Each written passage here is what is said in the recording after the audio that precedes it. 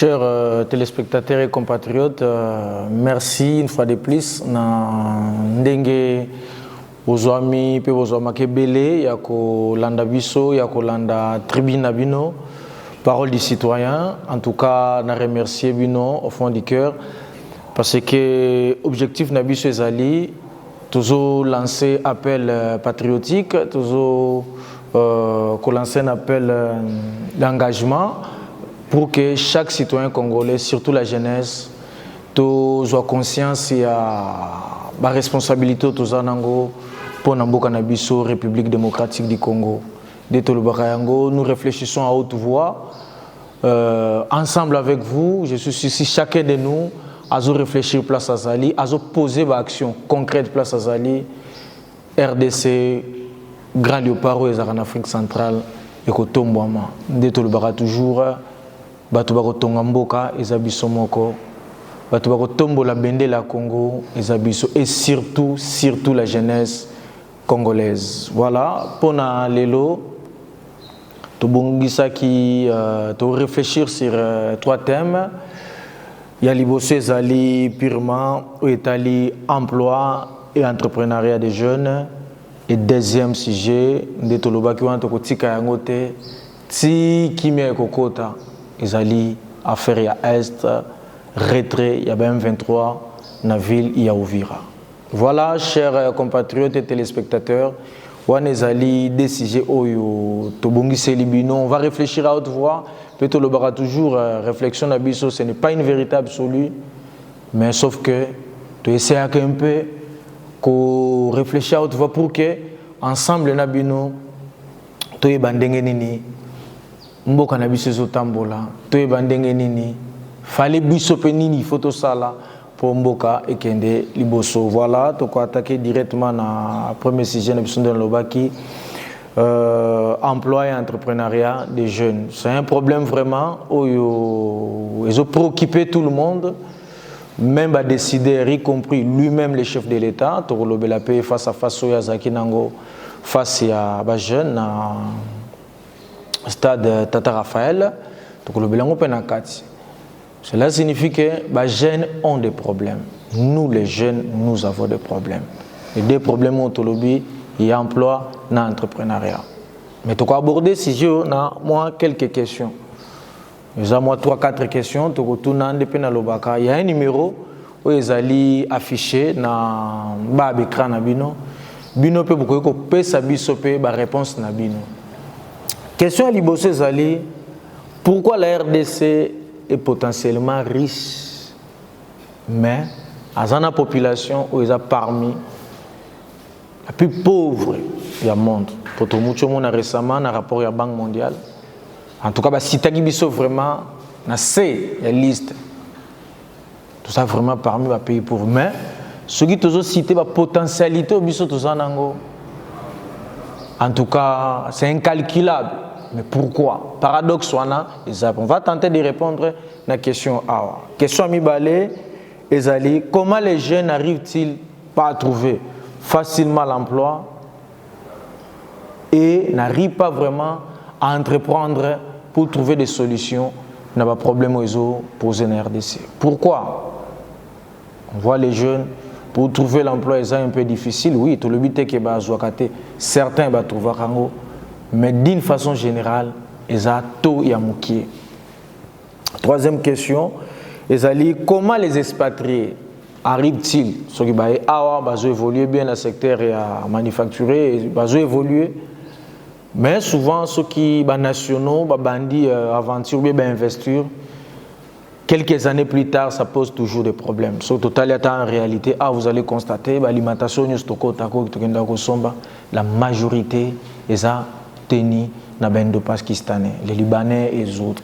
Sur la pharmacie, vous voyez, donc presque dans le secteur de l'alimentation, ils ont la restauration, terrasse, partout, en majorité, ils ont. Mais pourquoi les nationaux n'arrivent-ils pas? Il y a comme un peu à niveau, il y a inondé le marché, il y a un peu de bango, mais comme si l'économie actuellement est sur le bombardier. Et Zali n'a pas beaucoup d'expatriés. Pourquoi? Donc, essayer un peu de répondre à la question wana. Quatrième question et que est-ce que le système politique nabiso est favorisé vraiment les jeunes, les initiatives privées et la jeunesse. Voilà les 4 questions, on va tenter un peu de réfléchir. Mais quand on peut saper la réponse et binopé na banda ku place bozali, on peut saper la réponse na mituna wana.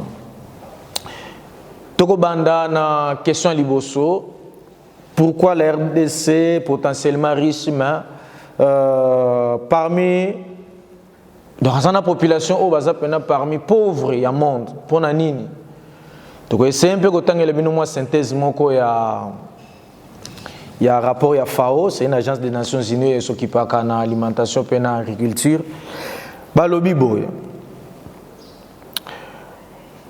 Si la RDC mettait seulement 25 à 30% de son potentiel à l'agriculture, de la RDC pourrait nourrir 2 millions de personnes, soit les 1/4 de la planète.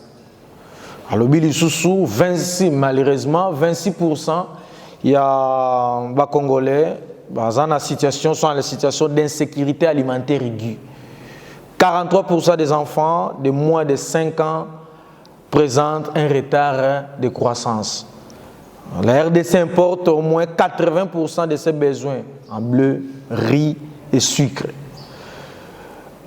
Voilà un peu, les alliés wana FAO moutapé si moi belema wana. Maintenant question bi soto ko poser pourquoi. Les asco des questions toujours poser le pourquoi situation wana. Pendant que potentialité na biso ba lobiso ki to mettre kaka 25 à 30%. Potentialité na biso to nourrir 1/4 de la planète. La réponse peut être kolobake. Parce qu'il n'y a pas la valeur ajoutée. Cela signifie que tous la richesse, tous la potentiel et richesse. Mais il faut une valeur ajoutée pour transformer la richesse et comme la richesse réelle. Parce que des bongo, oui, on peut appeler ça richesse, mais tu peux bénéficier directement. Raison pour laquelle tout le monde a besoin d'un gisement de cobalt. Il fallait société multinationale et capitaux frais et extraire des kawana bozimbo. Ils appellent le réseau Mabiso. Tous en a mabélé, hectares et belé, ils ont vide possibilité à ça l'agriculture, mais toujours ça là en côté. Pourquoi? Parce que l'homme, donc problème place on a majeur est l'homme congolais. L'homme congolais il faut investir. L'homme congolais il faut acheter des capitaux frais de tout le monde en multinational pour tout arriver à exploiter yango. Parce que la richesse, c'est une richesse potentielle, mais la réalité, c'est pour tout ça. Donc pour vous dire que, dans la minute oyo, et l'autre clé, c'est l'homme congolais. Maintenant, 60% de la population est RDC à jeune. Donc, la jeunesse congolaise a la possibilité de transformer la richesse comme réelle. Mais est-ce que la jeunesse congolaise a un moyen? Point d'interrogation. Au monde qui a une question, il y a pour répondre. La jeunesse congolaise a un moyen réellement pour exploiter. Mais pour nous suspecter, par exemple, la réponse est-ce que cette conception, il y a RDC de tous à parce qu'il ne faut pas ignorer, ça c'est un rappel. RDC Zali, deuxième pays. Il y a en Afrique après l'Algérie. De cela signifie en Afrique. Dans les pays en Afrique, 55 États en Afrique, ils sont tous à deuxième. Est-ce que ça a raté conception? Il y en a, parce que nous on pense comme si Congo est en Belgique, parce qu'on a une majorité à Poto, France, etc. Il y a un peu de projet, une analyse qui correspond à la Belgique. Apparemment, ça la réalité est différente. RDC, 11e plus grand pays dans le monde. Donc cela signifie, ce qui est lingi to sale, il faut to sale on a grandeur na biso. Je suis convaincu, je ne sais pas si je peux avoir raison ou pas, mais parmi les éléments, il y a qu'on conçoit un projet de grandeur et un beau côté, quoi apporter le côté. On conçoit un projet na grandeur ya mboka te ko apporter le côté. Parce que Belgique, c'est 80 fois. Pourquoi qu'ils sont menés en RDC? France, c'est 4 fois. Italie, c'est 7 fois. Grèce, sont là 17 fois. Donc, on a que les aspects au public total, surtout la jeunesse. Pour tout le monde, les jeunes, tout ça, les projets, pour tout investir. Oui, projet au salle. Et ça, par rapport à la dimension RDC, oui ou non? Pourquoi tu investis sa en agriculture? Tout ce qui est mine, pendant que même dans mine, il y a capitaux sauté. Et c'est un secteur où on n'a pas aussi trop de spécialistes. Où on va la CS seulement si l'exploitation des eaux salées est bien au bénéfice de Nabiso. Oui, écoute, c'est la Nabiso Mambongo. Ok. Mais il y a des années, mais ils ont arrivé à faire développer RDC. Donc il y a un problème. Le grand professeur, même le ministre économie, c'est un grand professeur, il y a autant que c'est économie. Le grand professeur économie, bazar.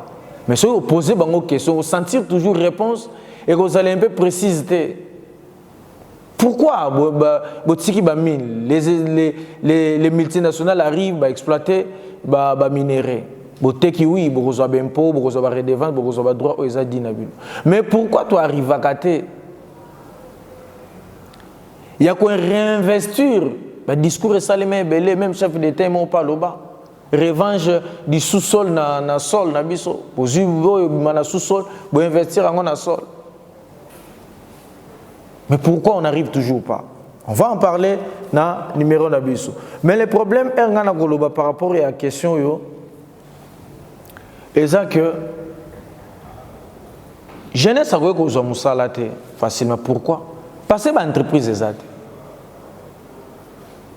Population au RDC, le nombre d'entreprises est là. Et carrément, c'est tout à fait normal que l'emploi est difficile. L'établissement, l'entreprise, l'État n'a pas de service public ou l'État. Et ça a un problème, il y a fonctionnement, et ça a un problème, il y a financement. Au peut se ça que moyen peut ba matissali sous engagement ça tout le monde qui premier ministre est là qui a habit trésor public et combien asphyxié parce que bazo fout au moins 1,2 million personnes. On a peine une question. Population RDC ça n'a aussi l'été zo fout à 1,2 million personnes de ko lemba yango. Ça ne représente, je ne suis pas sûr que ça représente même pas 10% de la population. Mais premier ministre a l'éli. Ce que c'est une entreprise privée, l'État est mort dans l'Éli. L'entreprise privée est exacte. Ce sont que des petites et moyennes entreprises qui ont peut-être quelques grandes entreprises, les années dans le secteur minier, etc. Mais même dans la capacité, on a des jeunes, c'est difficile. Ça, c'est une réalité. Il y a un modèle qui est ample comme difficile. De l'autre côté, entrepreneuriat. Jeunesse congolaise, d'abord, ils ont présenté dans la liste comme un pays pauvre. Maintenant, la population est pauvre. La population doit investir. Il y a toujours recours au financement à l'État et financer Bango. Mais, moi, je vais me poser des questions. L'État, l'entreprise, l'établissement, le service public. Ils ont des difficultés. Il y a financement. Comment est-ce que même l'État a financé les jeunes? Il y a un chef de l'État, via ministre et la jeunesse, ça a un peu activité. On félicite aussi Madame la ministre Grace Coutinho, na initiative oui, c'est très bien. À organiser qui d'abord village des opportunités, tout le monde qui pour mettre en contact les jeunes et les entreprises, tout le monde qui jeune boyana ba CV, ba stage, etc. Ba partenaire paix. Oui, initiative on est bien. C'est vraiment une belle initiative, c'est une initiative à louer. Mais est-ce que l'initiative peut résoudre vraiment les vrais problèmes? Parce que dans le bagage na début peut-être posera peu problème bien par rapport à la grandeur ya mboka. L'entreprise o ya kiwana est-ce que l'entreprise ouana la prête ou bien partenaire la prêt il y a financer un grand projet à jeunes parce que c'est là où ça pose problème niveau à Congo et ça niveau TIA comme un petit projet oui un petit projet photo il faut les toujours mais il faut nous prioriser ce qu'on appelle des grands projets par rapport à la grandeur na biso et le chef de l'État a sali face à face mais na face à face on a comme que conception de Naloba qui en tout cas chers jeunes je vais lancer un appel pour dire tu peux changer notre façon de comprendre ou façon de comprendre la Congo. Chef de l'État peut cette opportunité, il y a des jeunes, des solo. Les jeunes baillés, nous avons peut-être pas eu l'opportunité, mais nous avons profité de la tribune Oyo. Na lancé un message nangai na pe s'appelle ikanisi nangai s'il arrivait que ngana zalaki sur place na kutana ina chef de l'État na ko loba yango pe na yebi que pe wana na ko senga na ba jeune nyonso na ko senga na mutu to ko tomber sur vidéo oyo a partager yango pour que madame la ministre ayoka yango premier ministre ayoka yango président de la République ayoka yango et que vous avez fait contribution dans le lobby que Congo est le deuxième pays en Afrique, 11e dans le monde. Donc, quand on lance choc, il y a démarrage, il faut aller la grandeur. Tout le monde va gêner, va s'engueuler les sous, va créer les sous fonds. Mais dans le temps que la bino déjà, les fonds ils ont existé. Tous en a FOGEC. Fonds de garantie de l'entrepreneuriat au Congo. Mission nae, ils ont garantir le crédit. Donc ceux qui sont entrepreneurs ont besoin de crédit, ils en tant que structure étatique, à garantir pour que les banques et les autres institutions au place ont emprunté et paient sa confiance. Ezali.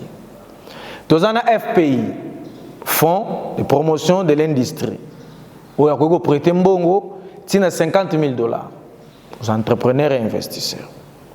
Tous les sous un fonds spécial pour la promotion de l'entrepreneuriat des jeunes.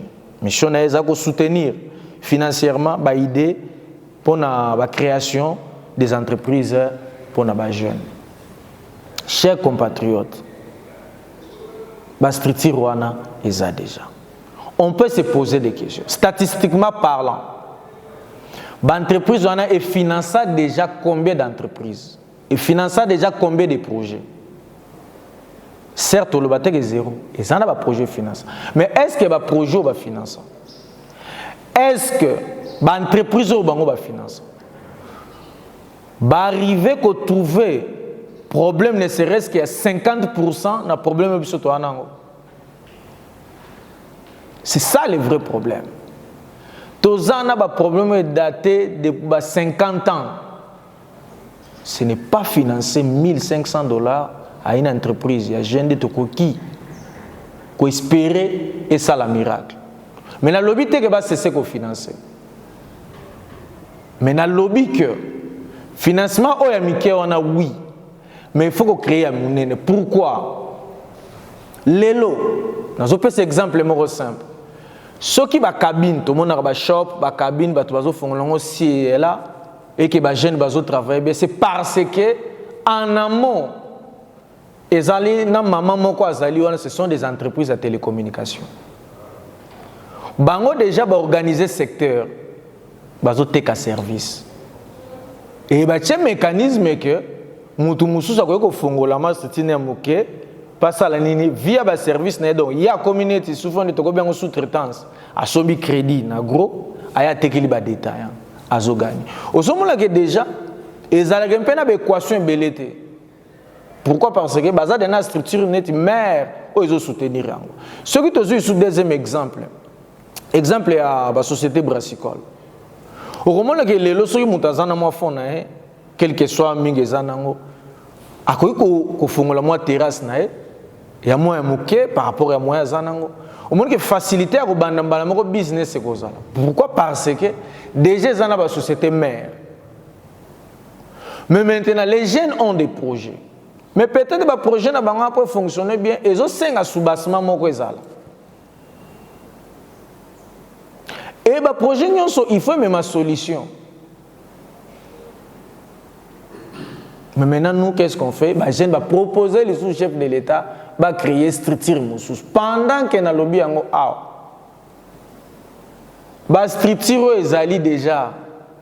Problème d'abord, il y a fonctionnement, le financement, la banque se pose. Comment est-ce que la structure va arriver? Il y a financer les sous-idées, le projet, il y a des jeunes. Moi, je pense ceci. Le jour où on a un chef d'État dans le bac, vidéo, on a 5 peu na bande konabiso ba jeune patriote congolais, JPC, ceux qui va écouter une vidéo, va partager. Je suis sûr pas na bango, chef d'État à Koyoka yango. Na koyebi sa chef d'État, ceux qui nga la zalaki na salwa, na ngane sa chef de l'État boy. Na ngane sa premier ministre, madame Judith Soumino boy. Ngana bisa madame Koutino boy. Basangisa ba structure wana nyonso. De totanga ki awa, Foger FPI, Fonds à promotion à jeunesse tout ça. Basangisa ngona structure moko.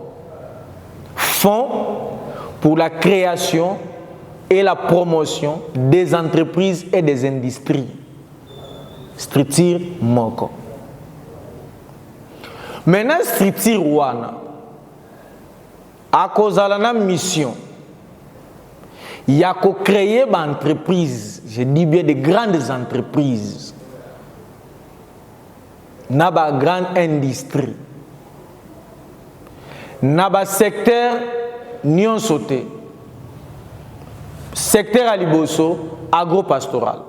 Parce que on a une solution et que vous allez avoir une entreprise pour engager Batou, mais tu as lutter contre tout ce temps rapport à FAO, insécurité alimentaire. Donc tu as résoudre le problème de l'alimentation de la population.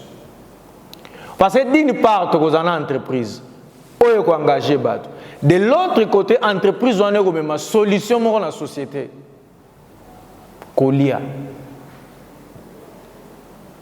Peko sa nini et ko kiti ko réduire nzala na mboka pour que mona que déjà société ne ko na marché et débouché ou déjà bako te kabiloko bako nous a souté ko kendo ko luka clientèle et ko senga na midi 14 te.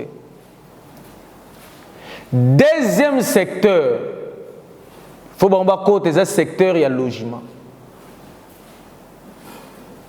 parce que les lots actuellement, en RDC, tout ça n'a pas de logement. Troisième secteur, où il faut battre le secteur à transport.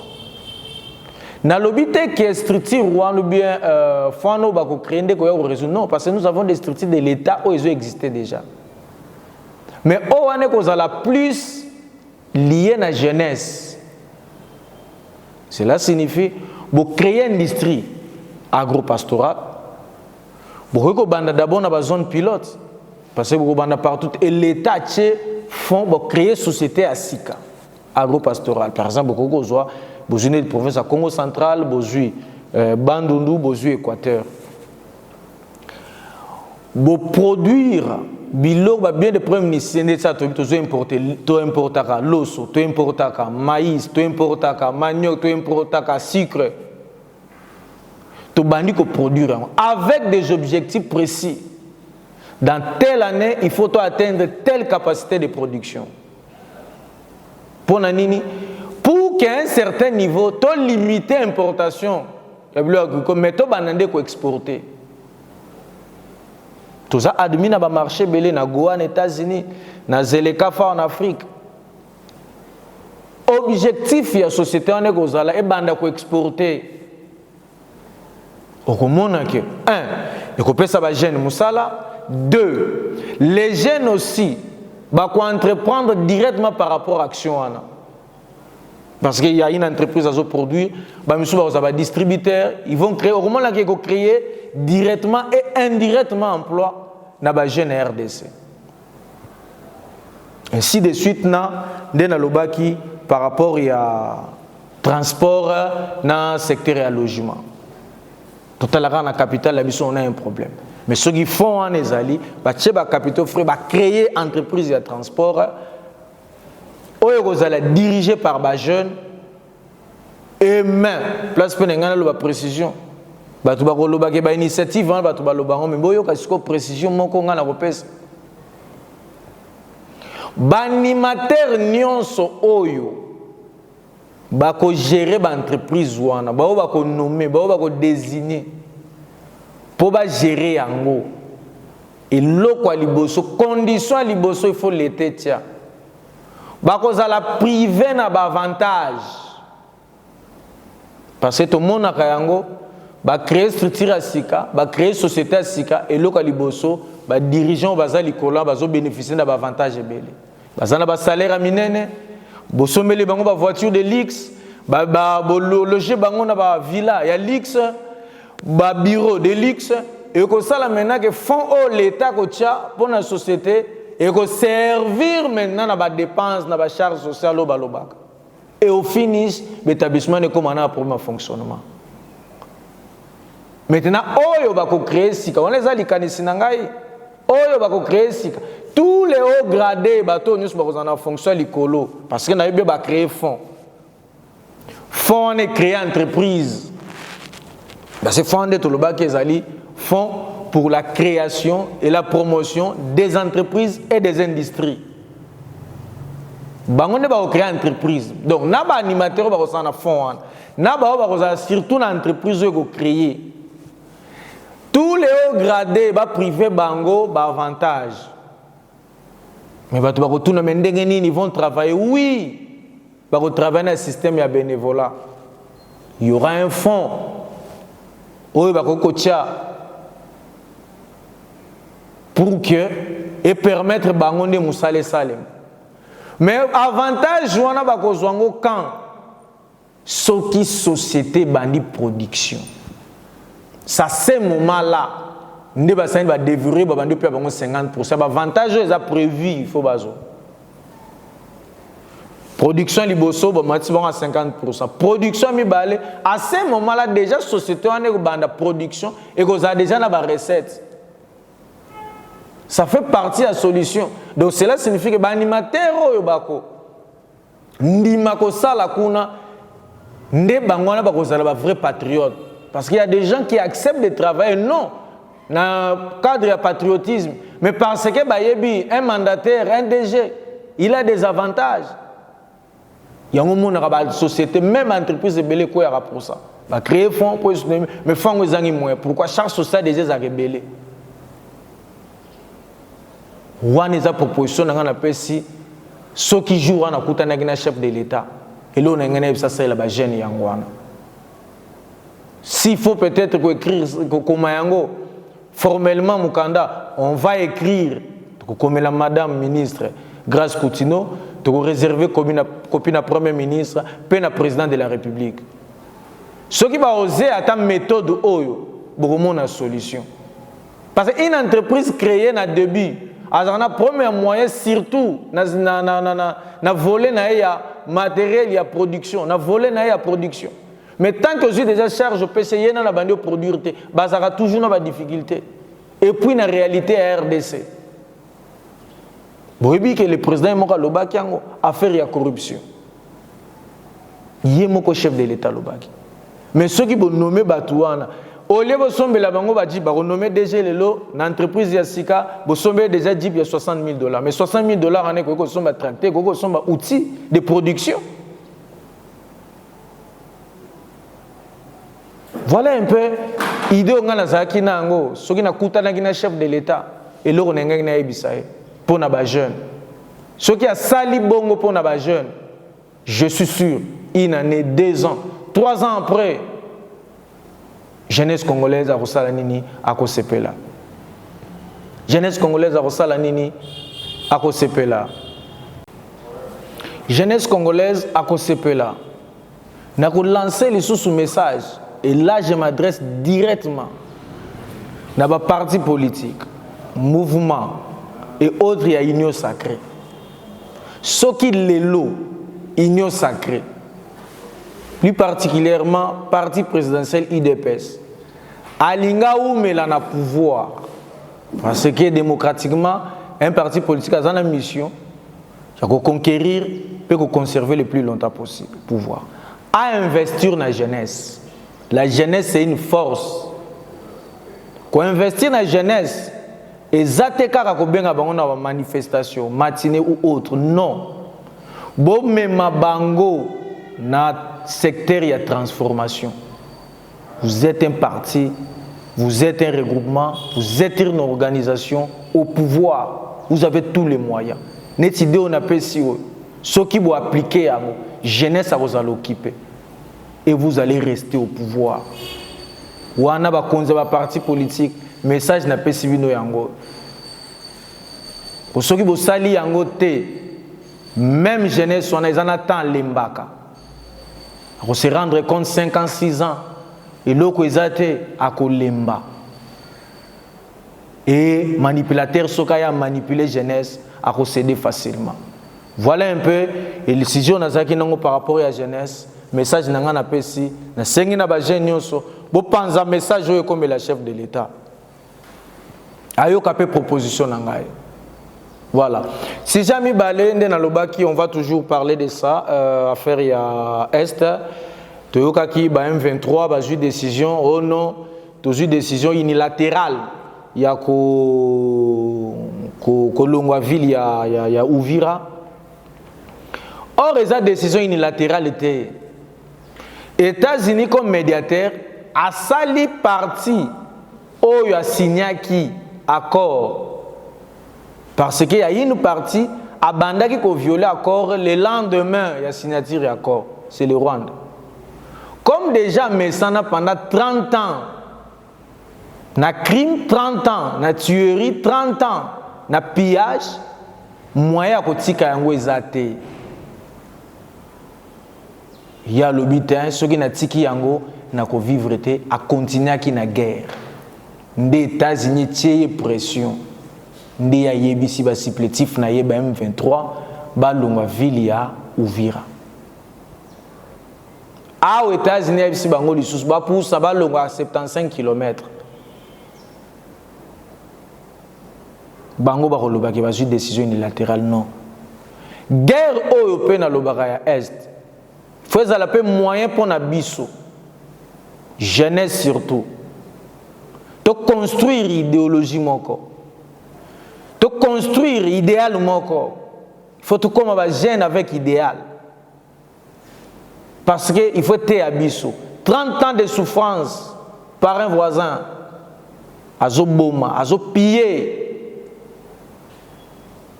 Il faut payer sa leçon. Et nous devons nous battre corps et âme pour que l'ennemi en infiltré bisoté. Payer sa opportunité, tout ça pourquoi? Parce que Mobutu à l'époque a négligé la jeunesse, a tinda la jeunesse était dans le secteur de production. A ça garder jeunesse dans le pouvoir, et va manipuler la jeunesse. Au moment que nous avons accepté qu'on y a del métal à l'élo. Et Kagame déjà dans sali 30 ans. Aza déjà vers la fin.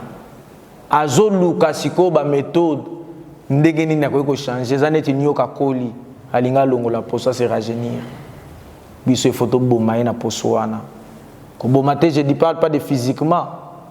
Même velléité o ya zana ngona mboka na biso fo sila. Et là, j'interpelle tous citoyens, tous jeunes Congolais. Pour se désolidariser dans le discours ya Rwanda. Oh, yazo tinda na batunaye ba M23. Oh, yazo tinda na batunaye. Faut qu'on se désolidariser na yango. Seul discours bisoto même. Et ça discours ya mboka na biso. Nous sommes des patriotes. Faut garder mboka. Yango des photos transformer mboka.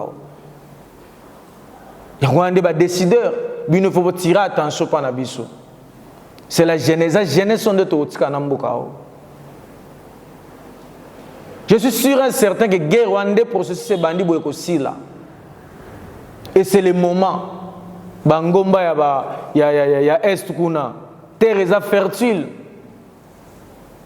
Na likanisi on appelle ça création d'entreprise. On a basi ta production de comment produire pommes de terre awa. Tu comme même ko exporter yango. Et ko kotsa mbongo na mboka. Et jeunesse congolaise to ko vivre bien. Tu comme une période décisive. Oh, il faut te simba RDC. Tu comme une période décisive. Oh, il faut RDC. Tu même en place, il faut ekende. Et on a il faut te coller sa idéologie. Nous ne sommes pas un simple, un grand pays comme ça. Deuxième pays en Afrique, 11e dans le monde. À cause de la génuité, par un pays où des hommes même pas la grandeur, il y a capitale Nabiso. Kagame n'est pas un président par rapport à RDC, c'est un gouverneur. Mais comment il peut arriver à manipuler Biso? C'est parce qu'il y a certains compatriotes qui arrivent à Kosanini, il y a Kopesae, Litoyi, qui ont flatterie à l'Okuta. Cette fois-ci, il faut essayer. Dès que Barobimana Ouvira, tu peux soutenir kaka corps oyo, tu peux landela yango, Barobimana Goma, na Bukavu, ainsi de suite, Pemboka, na biso, et ko tika la ndenge, Lumumba tika la biso yango. Fomboka na biso tika la ndenge Kasavu ba tika la biso yango. Et tika la ndenge Mobutu tika la biso yango. Aucun centimètre il faut te pesa bango. Chers compatriotes, merci beaucoup. To komi na suka ya tribu na biso lelo tolobeli emploi na entrepreneuriat ya jeunesse tolobeli pena sorti ya M23 Rwanda kosaki ke biso toyi makambo wana te mais ba che pression diplomatique et ya sengi na ba M23 ba se retirer ya ondo komona ba tout oyo bazali pour soutenir M23, bazaba travailleurs ya Rwanda. Même sauvant le Congo, il y a ancien président Joseph Kabila. L'homme qui a géré ce pays pendant 18 ans, il se retrouve dans des situations ridicules. Ok, le va sauvant le Congo. Et sauvant le Congo, en Goapi, aux alliés qui appuyer les M23. Donc c'est pour dire que sauvant le Congo, ce sont des agents sous-traitance à Rwanda. Au besoin pour déstabiliser Mbok. Est-ce que nous, jeunesse congolais, nous pouvons maintenant accepter? Tout accepter en c'est pourquoi il fallait tous dans le secteur de production, tous de produire pour que tous les gens pour tout bunda. Parce que si nous manquons à manger, des fois on doit les jeunes nous la flatter. Parce que azana musalate, azana moyete, souffrance ouana, il peut prendre une autre décision. Mais tant que bisomo to bono produit o ya bisomo ka ko ile to bandi pe côté que la ba voisin ennemi ko yo profiter les sous-souté aya ko manipuler biso. Chers compatriotes, chers téléspectateurs, je vous demande encore une fois merci. Na ndenge bo tiraka attention na bina ko landa tribune na bino. Pona lelo to sukia to kutani na numéro ezakoya. Mbote na ba compatriotes nyonso, mbote na ba jeunes patriotes nyonso ya République démocratique du Congo, et mbote na ba jeunes conservateurs nyonso ya République démocratique du Congo. Mboka o eza ya biso, mabelo eza ya biso. To bundela yango jusqu'au sacrifice suprême. To tikate si ennemi a koluka ba méthode de belé. Mais avec la force divine to kolonga. Avec la force divine, tu peux téléma. Mais biso mokopé. Tous à la force, biso mokopé. Tu développer résilience, biso mokopé. Tous à la macasse. Et je salue un petit mignon qui s'appelle Manaël. Et gros bisous à toi, les petits mignons, meilleurs vœux déjà. Côte à 2026 avec une nouvelle énergie. J'ai dit et je vous remercie.